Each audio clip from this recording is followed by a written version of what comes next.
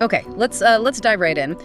Here's a thought that might just, well, reorganize how you view modern history. What if the rise of the major world superpowers, the US, the UK, the whole Commonwealth, what if that wasn't just random? Not luck, but something. Well, something foretold. Thousands of years ago. That's exactly the idea, yeah. It's provocative, but when you really dig into the sources, the evidence suggests this whole structure of modern global power, it actually traces back, way back, to a divine promise made to Abraham. And the key thing, the piece people often miss, It's that Abraham's descendants didn't just get one promise, they got two. Two completely distinct types of promises, like parallel paths. And they were destined for separate fulfillments. right, and that's our mission for this deep dive, isn't it? To trace that second path, because most folks, when they think of Abraham's heirs, they focus on the scepter promise. Right, exactly. But we're looking at the birthright promise, the one about national power and material blessings, and connecting it directly to, well, the major Western powers we see today. Okay, so where does this duality first show up in the original promise? It's hinted at right from the start. You look at Genesis 35, God tells Jacob, Abraham's grandson, a nation indeed, an assembly of nations will come from you, and kings will descend from you. Ah, okay. So a nation, singular, and an assembly of nations, plural, plus kings. That's precisely. It's like a structural clue planted right there. A single great nation and a group or a company of nations. And as you said, the traditional focus is usually on Judah, the Jewish people. They are absolutely heirs, no question. Right, and they clearly inherited one of those branches, the scepter line. But the sources show the promise split very early on. So we need to define these branches clearly. Definitely. To follow the trail, we need to know what we're looking for. Okay, let's start with the familiar one, the scepter. Right, the scepter promise. This one is focused on, well, kingship, rulership, spiritual destiny, and critically, the specific lineage that leads eventually to the Messiah. That legacy, historically and biblically, is tied to the tribe of Judah and thus the Jewish people. It's about spiritual authority. Kingship, spiritual line, Judah. So the birthright promise has to be something else entirely. Completely different, yeah. The birthright is all about national material greatness. It's the ultimate physical blessing package, you could say. Think huge population growth, incredible wealth, controlling vast territories, global influence, that sort of thing.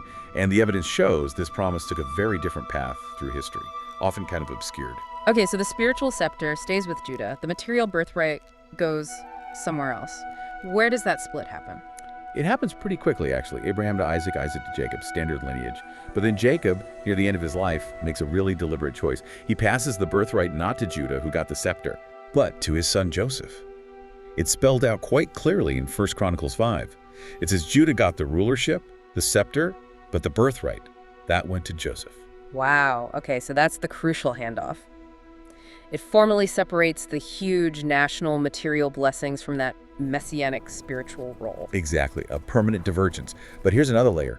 Joseph himself didn't see the fulfillment of that massive national promise. It was deferred. Yeah, deferred and specifically assigned to his two sons, Ephraim and Manasseh. And Jacob prophesied that their descendants would fulfill this destiny much later. He specifically mentions the last days. Ah, this brings us to that famous scene, the blessing scene, where Jacob crosses his hands. That was quite dramatic, wasn't it? Oh, absolutely. It's quite a moment. Yeah. Joseph brings his older son, Manasseh, to Jacob's right hand, for the primary blessing, and Ephraim, the younger, to the left. But Jacob deliberately crosses his arms, puts his right hand on Ephraim, the younger son. Giving the greater blessing to the younger son. Why? What did that mean for their futures? It set up two distinct but related powerful destinies. For Manasseh, the older son, but getting the left-hand blessing, he was blessed to become one great people, singular. One great nation. Right. The sources suggest this points to a single, unified, incredibly powerful nation rising to global preeminence. And Ephraim, the younger son, getting the greater right-hand blessing. He was destined to become a multitude of nations, plural, which lines up perfectly with that initial promise to Abraham about an assembly or company of nations. So a dual destiny predicted right there in that blessing. A single great nation and a company of nations, both stemming from Joseph. Precisely. And Jacob added one more crucial detail, an identity marker. He said his name, Israel, and the names of his fathers, Abraham and Isaac, would be placed on them. On Ephraim and Manasseh, That little detail becomes incredibly important for tracking them down the centuries. Okay, so we've got these two distinct prophecies for world power set for Ephraim and Manasseh's descendants. Fast forward, what happens when the Israelites actually form kingdoms? Well, after King Solomon, the kingdom splits. We all know that story. You get the southern kingdom, Jerusalem, mostly Judah. They hold on to that scepter line. And then you have the northern kingdom known as Israel. That's the bulk of the tribes, importantly including Ephraim and Manasseh. They carry the birthright promise. And it wasn't an amicable split, was it? The sources mention hostility. Very hostile. Actually, the first time the word Jews, referring to Judah, appears in the Bible is in the context of Judah being at war with the northern kingdom of Israel. They were separate nations, different identities. Wow. Okay, so they exist as separate kingdoms for a while. For over 2 centuries, yeah. Then, disaster strikes the northern kingdom. Around 722 BC, the Assyrian Empire conquers them. They deport the 10 northern tribes, including, crucially, Ephraim and Manasseh, and they basically just vanish from the historical record. They become known as the Lost 10 Tribes. Right, the Lost Tribes. And this is where, for many people, the trail goes cold. If they literally vanished, how can anyone possibly connect them to, say, modern Britain or America? That's the key question. But the sources actually anticipate this vanishing act. It wasn't just about scattering them physically. It seems it was about them losing their distinct identity for a time. Deuteronomy 28 predicts they'd be scattered from one end of the earth to the other, almost like becoming invisible among the nations. Losing their cultural and religious identity, blending in. Exactly. The prophet Hosea describes them ending up living without a king or sacrifice, losing that covenant identity. Hidden, but, and this is amazing, there's also a guarantee they wouldn't be lost forever. Amos 9 says God will sift the house of Israel among all nations, yet not the smallest grain shall fall to the ground. So, scattered, hidden, identity lost, but preserved, waiting for those national greatness promises to eventually bloom. Okay. Preserved somewhere beyond the Euphrates after 722 BC. How do we even begin to trace where they went, westward towards Europe? It relies on piecing together clues from ancient writings, some historical accounts. Sources like 2nd Esdras, for instance, describe these exiles moving north, crossing the Euphrates, and then pushing through the Caucasus Mountains, that region between the Black Sea and the Caspian Sea. The Caucasus. A known migration route, but also pretty rugged territory. Did anyone at the time notice this huge movement of people? Well, interestingly, yes. Josephus, the famous first-century Jewish historian, he actually confirmed they weren't just a myth. He wrote about the 10 tribes being a vast population still existing in his day, living beyond the Euphrates. It confirms they survived and suggests they were, indeed, on the move somewhere. Okay, let's circle back to that identity marker Jacob mentioned. His name, Abraham's name, and Isaac's name being placed on them, specifically Isaac. This seems like a potentially huge clue the sources highlight. It is potentially huge, yeah. And this is where linguistics and history might intersect in a fascinating way. The sources point to linguistic research suggesting a link between the name of a major group that later migrated into Europe, the Saxons, and that prophecy about Isaac's name. The theory goes, Saxons, sons of Isaac, Saxons. Sons of Isaac, wow. Now, obviously that's a linguistic theory presented in the source material, not like a universally proven law, but it's compelling, especially when you map it onto the migration route. It feels like a major puzzle piece potentially clicking into place. You have the migration path through the Caucasus, Josephus confirming a large population out there, and now maybe a linguistic echo showing up in Europe. Does the timing fit? It fits surprisingly well, actually. The geography and the timing line up quite strongly. You have the 10 tribes passing through the Caucasus region, and then historically, right around the period they would likely be emerging on the other side, you see the appearance in recorded history of groups like the Celts, the Sumerians, later the Scythians, all appearing west of that area. And the Anglo-Saxons came from that general stream. That's the stream, yes. The migration flow that eventually brought the Anglo-Saxons westward into northern Europe. It fits that narrative thread. Exile, hidden identity, migration, and then eventually emergence. Okay, but let's pause there because this is a big leap. How can we be sure these specific groups, Celts, Scythians, Anglo-Saxons, are the same people as the lost tribes? What's the counter-argument here? People migrate all the time. That's absolutely the right challenge. And the sources don't rely on just one piece of evidence, like a name or even DNA alone, because history is complex. Instead, the argument rests on the complete pattern of fulfillment. The logic goes like this. If these migrating groups weren't the descendants of Ephraim and Manasseh, Then which people did fulfill those incredibly specific dual prophecies? Which group lost their identity, migrated to northwestern Europe, and then ultimately gave rise to both a single, globally dominant superpower and a vast, globe-spanning company of nations? Ah, I see.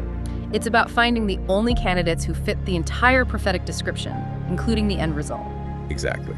If it wasn't the Anglo-Saxons and related peoples, then the prophecies of Ephraim and Manasseh remain unfulfilled, which seems unlikely given their prominence. Okay, that sets the stage perfectly for the modern fulfillment. The sources argue this biblical blueprint points directly to Britain and America in the last few centuries. Let's take Ephraim first, the multitude of nations. The argument is this was fulfilled primarily through the British Empire, and then its unique transformation into the Commonwealth. The sheer size was unprecedented, wasn't it? Quarter of the globe. Immense size, yes. But the fulfillment isn't just about size, it's about the structure, how it evolved. What was so unique about the Commonwealth structure, prophetically speaking? Well, unlike empires that just collapsed or were conquered, the British Empire transitioned, remarkably peacefully in many ways, into this voluntary association. A commonwealth of self-governing nations, bound by history and allegiance, but independent. It literally became a company of nations. You just don't see that specific structure arising from other historical empires. It matches the multitude of nations prophecy in a very specific way. And didn't you mention symbolism earlier? The unicorn on the British coat of arms? Yes. This is another layer the sources find compelling. Deuteronomy 33 has prophecies specifically about Joseph's descendants, Ephraim and Manasseh. It describes their power using the imagery of a wild unicorn reem in Hebrew, sometimes translated wild ox pushing peoples to the ends of the earth. Think expansion, colonization, global reach. And what symbol did Great Britain adopt on its royal coat of arms, representing strength and expansion? The unicorn. That's pretty striking. A 3,000-year-old prophecy about Joseph's descendants having the strength of a unicorn to expand globally, and the nation identified as Ephraim uses that exact symbol. It's presented as more than coincidence, yeah. A deep cultural echo. Okay, now Manasseh. The prophecy was one great people. Right. The sources identify this clearly with the United States of America.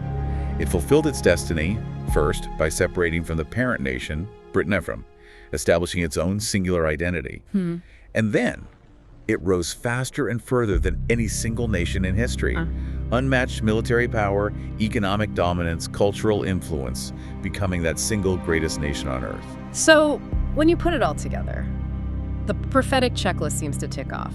One great nation, the US. One company of nations, the UK and Commonwealth. Huge populations, incredible wealth, global reach. And there's one more piece of physical evidence the sources stress. It's incredibly practical, almost tangible. What's that? The control of the sea gates. Remember Genesis 22 promised Abraham his descendants would possess the gates of their enemies. Gates, like city gates, or something else. In a modern context, think strategic maritime choke points.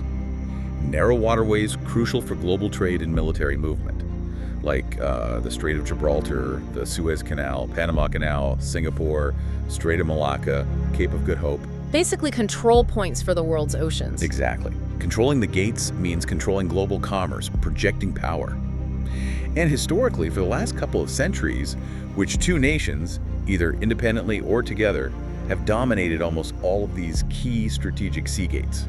Britain and the United States. Britain and the United States, Ephraim and Manasseh, fulfilling that ancient promise about strategic control in a very real-world way. It's about securing the flow of wealth and military power globally. It really is staggering when you lay it all out like that, the historical power dynamics lining up with these ancient blessings. But this raises a really important point for listeners today, because the word Israel is almost universally used now to refer to the modern Jewish nation established in 1948. Right. And that creates understandable confusion.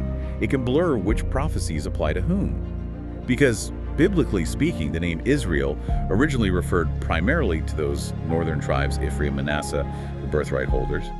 The modern nation of Israel represents the descendants of Judah, primarily, the scepter line, the keepers of the promises related to the Messiah. So we need to be careful. When we read prophecies in the Bible about Israel receiving national blessings, immense wealth, global power, we should understand that as referring to the birthright nations, the US and Commonwealth.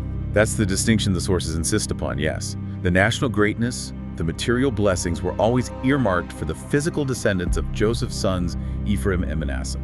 The argument basically is that the rise of America and the British Commonwealth is the literal fulfillment of those specific 4,000-year-old birthright promises. Yeah. Two promises, two distinct fulfillments. It provides a completely different lens for understanding the last few hundred years of history, doesn't it? Yeah. Explaining maybe why these specific nations rose so dramatically.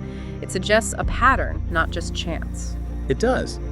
And the profound insight, or perhaps the challenge that comes out of this, is about covenant and responsibility. If these nations became global powers as a direct result of these ancient divine promises, if they were the chosen vessels for these huge blessings, well, those blessings probably weren't given without a purpose. Right. And this is where it gets really interesting for today. If that power, that influence, was tied to a covenant identity, Then the sources strongly suggest that recognizing that identity and purpose, or conversely, ignoring or rejecting it, could have massive consequences. It might even determine what happens next for these nations. So the final thought, maybe, for you, the listener, to really mull over is this.